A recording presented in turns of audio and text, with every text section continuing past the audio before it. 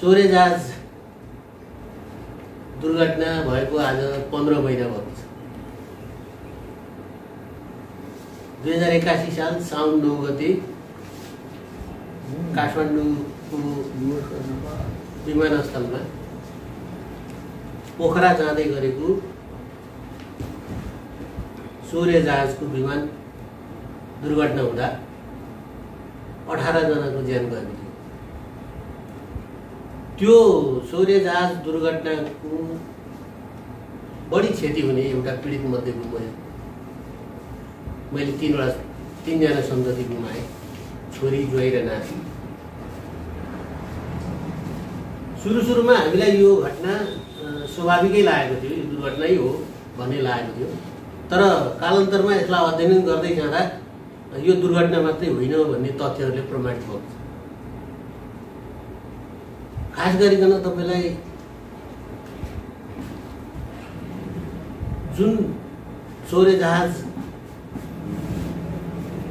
उडान गरिएको थियो, पछि यसलाई फेरि उडान भनेर भनियो। फेरि उडान भनेको मर्मत गर्न लगिएको विमान भन्ने बुझिँदो रहेछ प्राविधिक भाषामा। त फेरि उडान गर्दा मर्मतसँग सम्बन्धित कर्मचारी मात्रै बोक्नुपर्छ भन्ने कानुनमा लेखिएको छ। अनि कानुनको पालना नगर्दा दुर्घटनामा 18 जनाको ज्यान गएको भन्ने चाहिँ तथ्यहरूले पुष्टि गरेको छ। मैले खासमा उठाउन खोजेको कुरा के हो भने 15 महिनादेखि म यस विषयमा लडिरहेको छु। फ्लाइट इलिगल छ, उडान गैर कानुनी छ, किनभने फेरि उडानमा मर्मतसँग असम्बन्धित यात्रु बोक्न पाइँदैन भन्ने छ। फेरि उडान गर्दा क्यानको अनुमति लिनुपर्छ। अझ खासमा भन्ने हो भने 5 जना भन्दा बढी बोक्न पाइँदैन भन्ने कानुनमा लेखेको छ। क्यानले अनुमति दिएको छैन, 18 जना उडाउने अनुमति दिएको छैन, तर 18 जना बोकिएको छ। प्यासेन्जर इलिगल छन्, प्यासेन्जर गैर कानुनी छन्, किनभने मर्मतसँग सम्बन्धित भनेको जम्मी 3 जना मात्रै हो। 1 जना पाइलट, 1 जना को पाइलट अनि 1 जना नेरोटिकल इन्जिनियर। त्यो बाहेक अरू बोक्नै पाइँदैन। एयर होस्टेसलाई पनि बोक्न पाइँदैन भन्ने हो। त्यसकारणले ती 3 जना बाहेक सबै यात्रुहरू इलिगल यात्रु हुन्। हरकत इलिगल छ। ल हेर्नुहोस् है, 4 वर्षको नातिलाई कर्मचारी बनाएको छ। यहाँ मेरो 4 वर्षको नातिलाई सौर्य एयरलाइन्सको स्टाफ बनाएको छ। मेरी छोरी ऊर्जा मन्त्रालयमा काम गर्छ, उसलाई समेत सौर्य एयरलाइन्सको स्टाफ भनेर ल्याएको छ। अनि सरकारले आयोग बनाएको छ, त्यो पनि इलिगल छ। आयोग कानुनमा के व्यवस्था छ भने गैर सैनिक हवाई उडान जाँच नियम 2071 मा के भन्छ भने सेवा प्रदायकसँग प्रत्यक्ष सम्बन्ध भएको व्यक्ति आयोगको संयोजक वा सदस्य बस्न पाइँदैन भनेर ल्याएको। तर आयोगको संयोजक रतीश चन्द्र लाल र क्यान भनेको चाहिँ सेवा प्रदायक संस्था क्यानको चाहिँ नागरिक उड्डयन प्राधिकरणको safety department chief Prabhakar Mallik साला बेला आफ्नै साला छ। दोस्रो कुरा, एयर ट्राफिक कन्ट्रोलरको रूपमा 15 वर्ष अनुभव भएको मान्छे मात्रै आयोगको सदस्य बन्न पाइन्छ भन्ने लेखेको छ कानुनमा। तर मुकेश डङ्गोल सदस्य सचिव बनाइएको छ। उहाँको पदावधि नै एयर ट्राफिक कन्ट्रोलरको 11 वर्ष मात्रै। त्यसकारणले आयोग इलिगल छ। त्यसपछि यो प्रतिवेदन नियोजित छ। हेर्नुहोस्, यो तपाईँको नेपालमा भएका 109 वटा दुर्घटना मध्ये सौर्य जहाज दुर्घटना बिल्कुलै फरक घटना हो।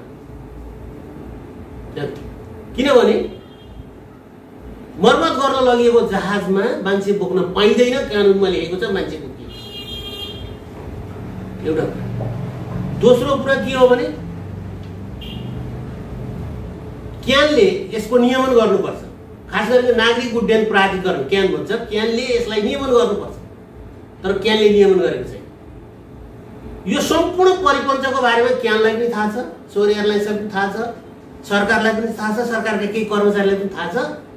त्यसैले आफ्ना मान्छे जोगाउनलाई आफ्ना मान्छे आयोगमा राखेर आफ्नो अनुकूलको चाहिँ प्रतिवेदन तयार गर्ने र यसबाट उन्मुक्ति पाउने हिसाबले यिनीहरूले यो गतिविधि गरेका छन्। त्यसैले 5 वटा कुरा यसमा चाहिँ इलिगल छ। एउटा, उडान इलिगल छ, यात्रु इलिगल छन्, हरकत इलिगल छ, आय इलिगल छ, आयको प्रतिवेदन नियोजित छ।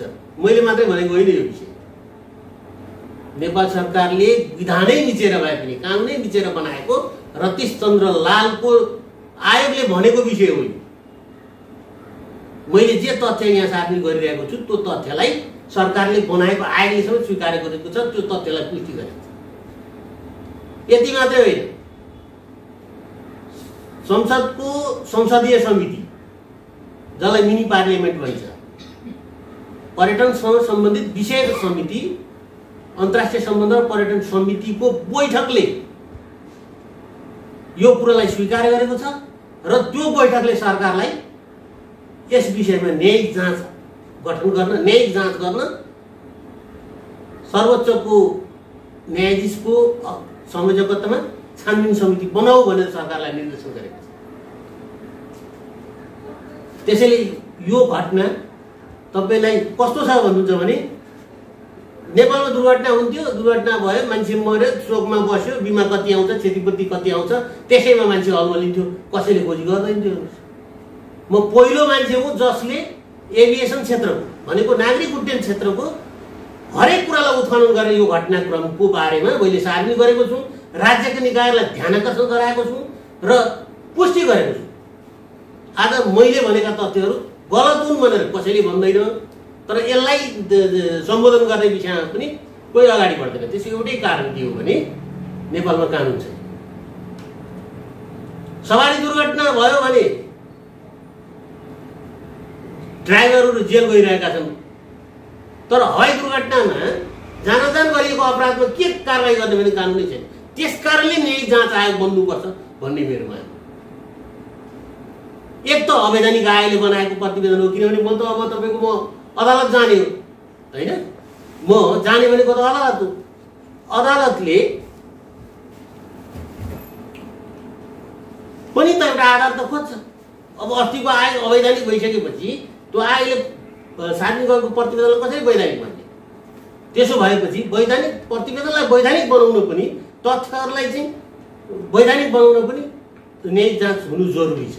अथवा न्यायिक ल्याकिङ छ भने अथवा कानुनमा कुनै छिद्रहरू पनि छन् भने तिनीहरूलाई पनि परिपूर्ण गर्न अदालतले बोलिदिनुपर्छ। त्यसकारण मात्रै न्यायिक जाँच आवश्यक छ। त्यही भएर संसदीय समितिले समेत न्यायिक छानबिन गर भनेर चाहिँ सरकारलाई निर्देशन दिएको छ, तर सरकारले निर्देशन मानेन। किन मानेन भन्दा यो मेरो न्यायको कुरा केपी ओलीको व्यापारीसँगको कनेक्सनले मेरो न्याय कचल्टिएको, मैले कचल्टिएको भन्छु। किनभने त्यो सौर्य एयरलाइन्सको अध्यक्ष दीपक पोखरेल केपी ओलीको मतदाता झापा, अनि व्यापारीसँगको ठुलो चन्दादाता पनि, तपाईँको सबै सहमति, संसद सहमत भयो। मैले यसमा पनि विज्ञप्तिमा पनि लेखेको छु, 100 सांसदहरूले बोलेका छन् संसदमा। लगभग संसदको बैठक बसेको दिन सौर्य जहाजको विषयमा, मेरो विषयमा नबोल्ने कोही छैन। मैले 43 वटा त मेसेज पठाएको छु व्हाट्सएपमा सांसदहरूलाई। आज बैठकको बिहान 335 जना सांसदलाई मेसेज पठाउँछु। मैले सुरुदेखि आजसम्म निरन्तर लडिरहेको र अहिले भर्खरै तपाईँको यो अवस्थामा पनि जब न्याय सम्पादन हुन्छ भन्ने विश्वास बढेर आएको थियो, त्यसपछिबाट 23 गते खास गरिकन भदौ 4 गतेको बैठकले, भदौ 4 गतेको संसदीय समितिको बैठकले जब सरकारलाई 1 महिनाभित्र समय किटान गरेर दिएको छ, 1 महिनाभित्र न्यायिक छानबिन आयोग गठन गर भनेर किटान गरिसकेपछि म कुरेर बसेँ। अब भदौ 4 गतेको निर्णय हो, भदौ 4 गतेको निर्देशन हो, यसको समयावधि भनेको असो 4 गतेसम्ममा सरकारले गर्छ होला भनेर भने मैले 20 गतेसम्म म कुरेर बसेँ। तर सरकारले जब कुनै छेकछन्दो देखिएन, सरकारले कुनै आयोग गठन गर्ने कुनै देखाएन अभिलाषा, अनि मैले 23 गते सभामुखलाई ज्ञापन पत्र बुझाएँ। तपाईँको पार्लियामेन्टले गरेको निर्णय, सरकारलाई निर्देशन गरेको निर्णय कानुन हुन्छ कि हुँदैन, त्यो तपाईँहरूको लागि बाध्यकारी हुन्छ कि हुँदैन भनेर मैले भनिसकेपछि सभामुखले मलाई आश्वासन, 23 गते आश्वासन दिनुभयो। त्यही दिन एउटा आन्दोलनले एउटा आँधी गरी ल्यायो र यो यत्तिकै तपाईलाई चाहिँ न्याय सम्पादन हुनुपर्ने न्याय यतिकै कचटिएर बस्यो। अब रहेको कुरा के भने मैले असोज 4 गतेसम्म पुर्ने, त्यसपछि असोजको पहिलो हप्तामा अदालत जाने भन्ने मेरो आशा थियो। 23 गतेदेखि लगभग 1 महिना अदालत बन्द। अहिले पनि अदालतमा सबै सर्वोच्चमा सबै रिटहरू लिएको 28 गते तपाईँको असोजदेखि त भर्खरै अदालतै खुलेको छ होइन, त्यसपछि चाडपर्व लागेका छ होइन, त्यस कारणले अदालत पनि बन्द भयो। म जसरी प्रक्रियागत लडिरहेको छु नि, मैले एयरलाइन्सलाई निवेदन दिएँ, त्यसपछि नागरिक उड्डयन प्राधिकरणलाई निवेदन दिएँ, बीमा प्राधिकरणलाई निवेदन दिएँ, त्यसपछि तपाईँलाई पर्यटन मन्त्रालयमा निवेदन दिएँ, पर्यटन मन्त्रीको सचिवालयमा निवेदन दिएँ, प्रधानमन्त्री कार्यालयमा निवेदन दर्ता गराएँ, प्रधानमन्त्री को सचिवालयमा निवेदन दर्ता गराएँ। त्यसपछिबाट मैले यो सुशासनको पनि विषय हो, यो सुशासनको विषय होइन। हेर्नुहोस्, 4 वर्षको बालकलाई कर्मचारी बनाउन पाइन्छ, उसैले बनाएको नोटिस हो नि। यो तथ्यलाई कसैले नकार्न सक्छ? 4 वर्षको बालकलाई कर्मचारी किन बनाइयो? त्यसभित्र व्यापारिक स्वार्थ जुटेको छ। त्यो भनेको के हो भने फेरि उडानमा कर्मचारी मात्रै बोक्न पाइने, त्यो पनि कर्मचारी को त भन्दा प्राविधिक मात्रै बोक्न पाइने भएको हुनाले यो कसले कुरा उठाउँछ र? आजसम्म 109 वटा प्रतिवेदन आएको छ, कसैले चुन बोलेको छैन होइन। म पनि यो क्षेत्रबाट, पत्रकारिता क्षेत्रबाट प्रतित्व नगर्ने भए यो लडाइँ लड्थेँ कि लड्ने थिइनँ, अथवा यो लेभलबाट आउँथेँ कि आउँदैन थिएँ। उनीहरूलाई त के लाग्छ, कागज मिलाउने अनि त्यो व्यापारिक हिसाबले आउने बिमा हजम गर्ने, उनीहरूको कुरा त त्यही हो। फेरि कस्तो हुँदो रहेछ भने बिमा 2 खालको हुन्छ, एउटा यात्रु बिमा, एउटा जहाजको बिमा। यात्रु बिमाको हकमा त तपाईँलाई चाहिँ कानुनले निर्धारण गरेको छ, वार्सा कन्भेन्सन भन्छ, त्यो पनि नेपालको कानुनमा छैन। आइकाओले जारी गरेको अन्तर्राष्ट्रिय कानुनमा उल्लेख छ, $20,000 यात्रुले पाउने घरेलु उडान होइन, त्यो त निर्धारण गरे अनुसार हुन्छ। अब तपाईँलाई 18 जना यात्रुको लगभग तपाईँलाई ओभरअल भन्ने हो भने लगभग 40-42 करोड रुपियाँ आउने रहेछ बिमा।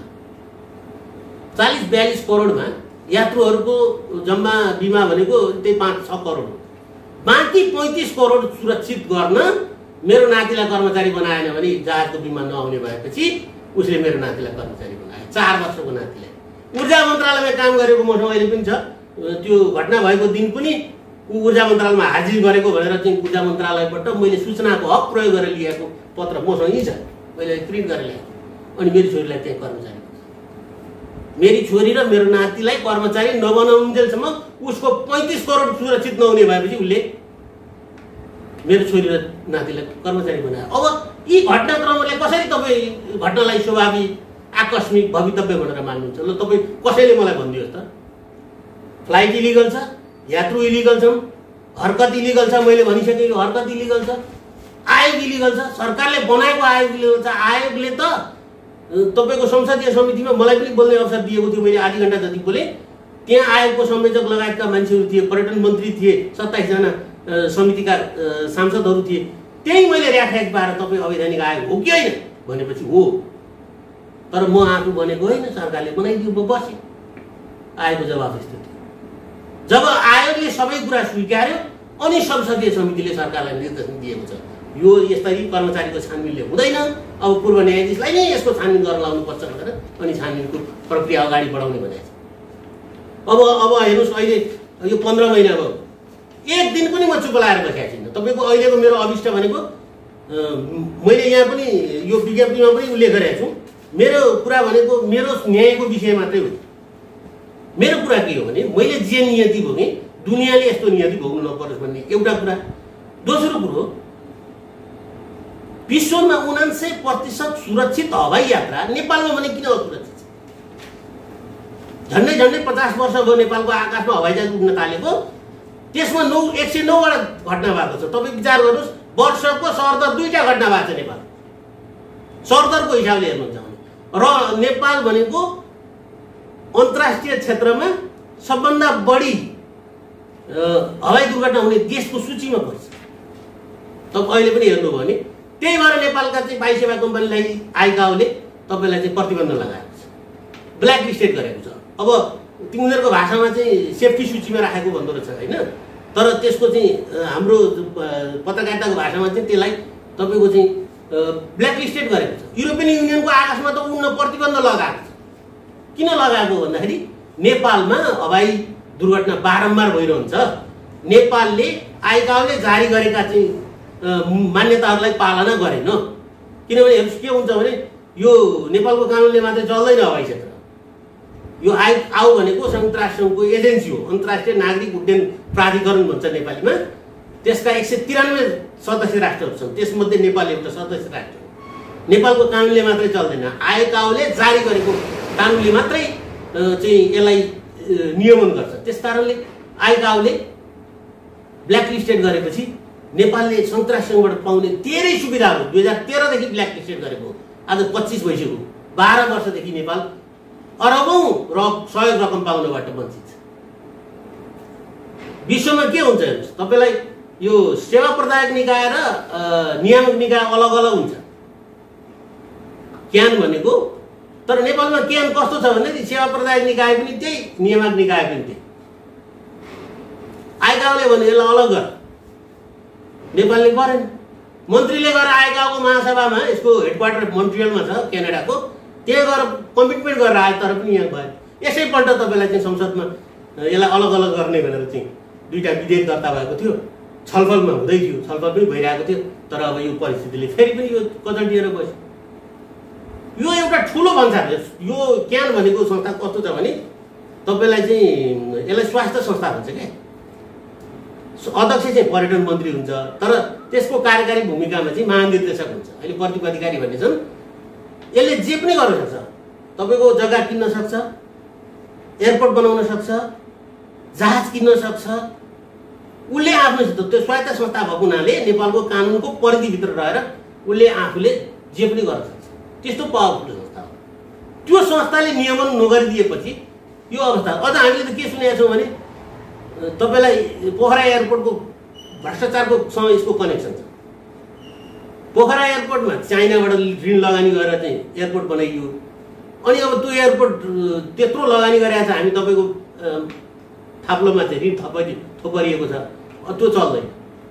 त्यसलाई कसरी व्यस्त बनाउने भनेपछि देशभरका सबै चाहिँ बिग्रेका जहाज त्यहाँ लगेर मर्मत गर्ने भएपछि त कमसेकम जहाजहरू बसेको उडेको त देखिन्छ नि। त्यस हिसाबले अब मानुस एकछिनको लागि तपाईँ प्राकृतिक हिसाबले पनि कुरा गर्नुहोस् त, बिग्रिने जहाज काठमाडौँमा अनि बनाउने पोखरामा हुन्छ। बस हो, टोचन लाएर लाने। त आफै कल्पना गर्ने विषय हो। बकाइदा प्रतिवेदनमा लेखेको छ यो this aircraft had been grounded 34 before flight भन्छ। 34 डेज, 34 दिनदेखि ग्राउन्डेड थियो। ग्राउन्डेड भनेको के? बिग्रेको भन्ने बुझ्यो नि, होइन? अनि फेरि त्यसलाई फेरि फ्लाइट हो। फेरि फ्लाइट भनेको के? परिभाषामा फेरि भनेको मर्मत गर्न लगिने फ्लाइटलाई फेरि फ्लाइट भनिन्छ। भने तपाईँ काठमाडौँमा जहाज बिग्रिने अनि अन्तर्राष्ट्रिय एयरपोर्ट भएको काठमाडौँमा चाहिँ मर्मत केन्द्र नहुने अनि पोखरामा हुनुपर्ने के जरुरी छ? यो तपाईँलाई अहिलेको यो डिजीले जबरजस्ती, किनभने उता पोखरामा पनि, भैरवामा पनि, अरू एयरपोर्ट पनि, काठमाडौँमा पनि ठुलो भ्रष्टाचार मुछिएको छ।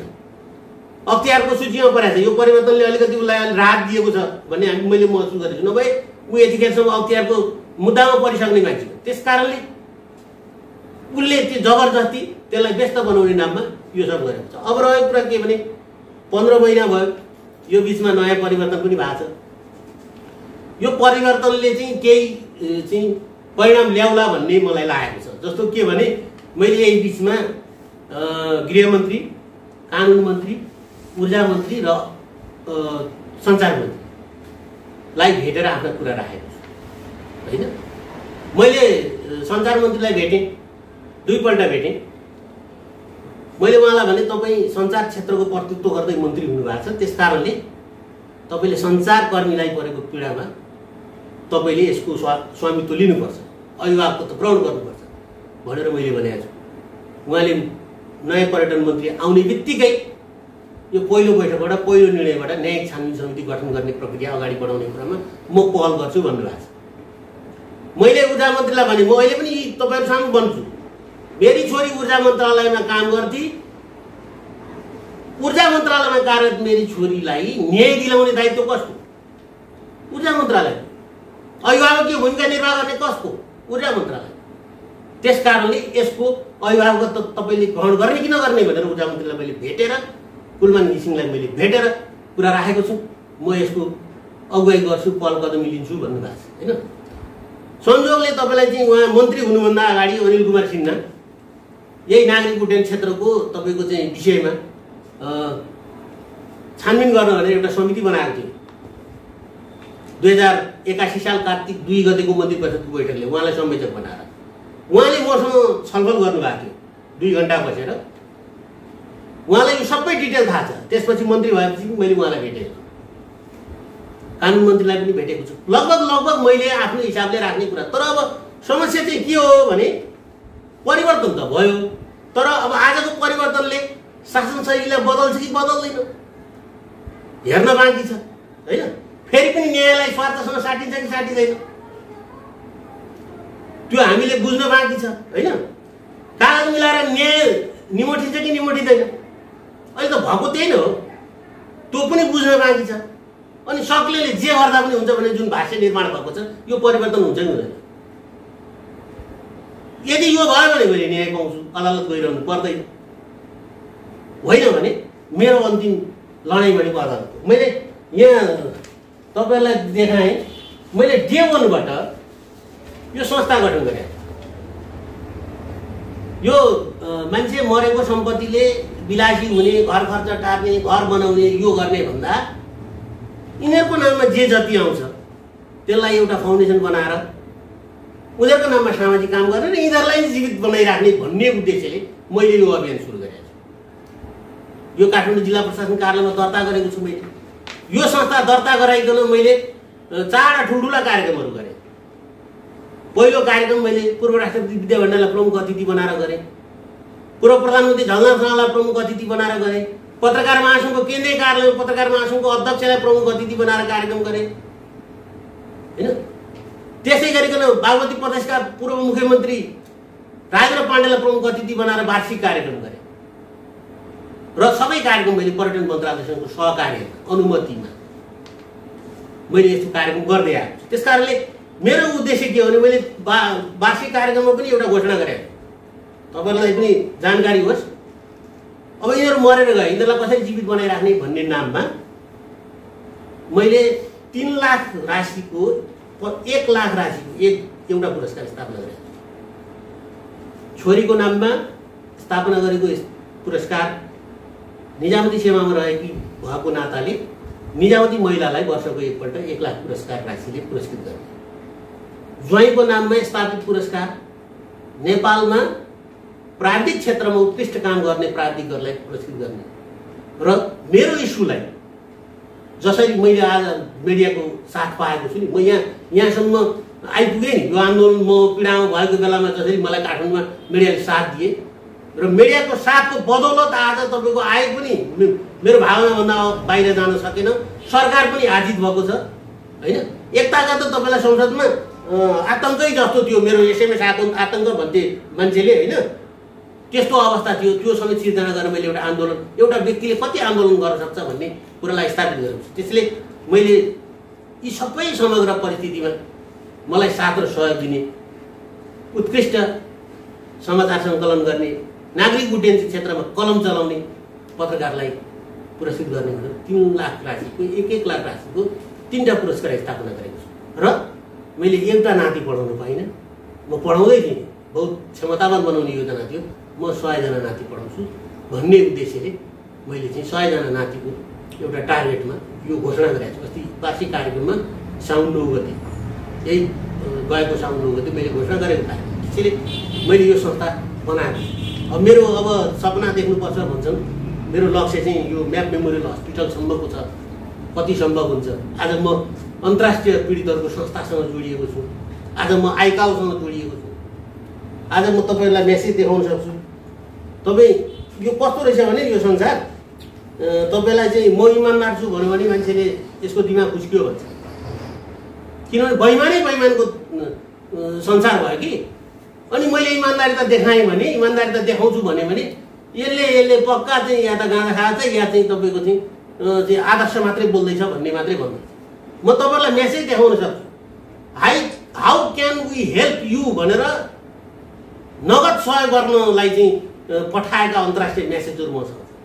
आज म मैले चाहिँ ल्याऊ भनेर जोहार सुसार तपाईँलाई चाहिँ लिन थालेको भए करोडौँ रकम मसँग चाहिँ मैले सङ्कलन गर्ने अवस्था थियो। मलाई मान्छेले त्यति सहानुभूति राष्ट्रिय अन्तर्राष्ट्रिय क्षेत्रबाट जाएको थियो। तर मैले सबैलाई एउटै कुरा भनेको छु, मेरो लडाइँ भनेको न्यायको हो। यो पैसा त म आफै गर्छु नि। अब मेरो सबै कुरा सकिएको छ, मेरै आफ्नै प्रोपर्टीले चाहिँ तपाईँलाई यो मैले अघि भनेका कुराहरू पुरा गर्न सक्छु। मलाई पैसा चाहिएको छ, जुन दिन मलाई आवश्यक पर्छ त्यो दिन म तपाईँहरूसँग सहयोगको माग गरौँला भनेर चाहिँ मैले उनीहरूलाई जवाब दिएको छु। त्यस कारणले यो अभियानलाई मैले जोडेर यहाँसम्म ल्याएँ। त्यही भएर म प्रत्येक महिनामा एउटा कार्यक्रम गर्छु। संजोगले आज म जिल्लामा आएको थिएँ, 9 गते रहेछ। आज बिहान मात्रै थाहा पाएँ मैले। त्यो पनि कस्तो धङधङ्गी छ भने बेलुकासम्म हामीलाई थाहा दिएन होइन, राति सपनामा केही देखियो। अनि मैले बिहान उठेर सोधेँ, आज 9 गते हो, आज त 9 गते। त्यसपछि यो कार्यक्रम गर्नुपर्छ भनेर मैले आज सम्झना गरेको, मेरो सन्ततिलाई सम्झना गरेको। र म यो प्रत्येक वर्ष यो न्याय नपाउन्जेलसम्म प्रत्येक महिना जब न्यायको चरण क्लोज हुन्छ कमसेकम वर्षको एकपल्ट साथीभाइहरूको उपस्थितिमा मैले अघि भनेका कुराहरूलाई चाहिँ पुरा गरेर एउटा चाहिँ अभियानमा जुट्छु। सम्भवतः यिनीहरूकै नाममा यिनीहरूलाई नै जीवित बनाएर एउटा संस्थागत रूपमा सामाजिक काम गर्ने, विकृति विसङ्गतिहरूको विरुद्धमा लड्ने यो सब विषयमा पनि म कटिबद्ध लाग्छु भन्ने मलाई लाग्छ। र मैले आज तपाईँहरू समक्ष यो कुरा किन राखेको हो भने मैले अघि भने नि परिवर्तित परिस्थितिमा अहिले जसरी अलिकति अनुकूलता थपिएको छ, यो अनुकूलता चाहिँ यो मिडियाकर्मी भएको नाताले म बारम्बार मैले मेसेज पठाउँदा पनि साथीहरूलाई भन्ने गरेको छु, म 3 सन्तति गुमाएको सञ्चारकर्मी हुँ भनेर मैले पठाउने गरेको छु। त्यस कारणले परिवर्तित परिस्थितिमा एउटा जिम्मेवार निकायलाई, सरकारवाला निकायलाई एउटा दबाब सिर्जना होस् भन्नका खातिर मैले मिडियाको साथ र सहयोग खोजेको छु। र त्यसैका लागि आज मैले सम्झना गरेँ। र म अन्त्यमा फेरि पनि मेरा सन्तति लगायत 18 जनाप्रति भावपूर्ण श्रद्धाञ्जली अर्पण गर्छु। र तपाईँहरूको साथ र सहयोगले मलाई लाग्छ अब म परिणाममा विश्वास गर्छु, सङ्ख्यामा होइन। त्यसकारणले परिणाम अवश्य आउँछ, मान्छे लागिरहँदा परिणाम अवश्य आउँछ भन्ने कुरा मैले यही अभियानमा लगाएर थाहा पाएको छु। मैले आज एभिएसन सेक्टरको जुन नागरिक उड्डयन क्षेत्रको विषयमा आज एकजना मान्छेसँग, एकजना विज्ञसँग बहस गर्ने क्षमता बनाएको छु। मैले यो पढेर बनाएको होइन, पढेर जान्ने भएको हो। पढेर अध्ययन गरेँ, पढेर उत्खनन गरेँ। यहाँ लाग्नुपर्छ र न्याय दिनुपर्छ, न्याय दिलाउनुपर्छ भनेर लागेर यहाँसम्म आएको छु। त्यस कारणले सबै साथीहरूको साथ सहयोग चाहिँ मैले अपेक्षा गरेको छु। र यो पनि अलिकति राज्यको पनि ध्यान आकर्षण होस्। सम्भवतः यही महिनाभित्र न्यायिक छानबिन आयोग गठन हुन्छ भन्ने मेरो विश्वास हो। भएन भने म अदालत जान्छु।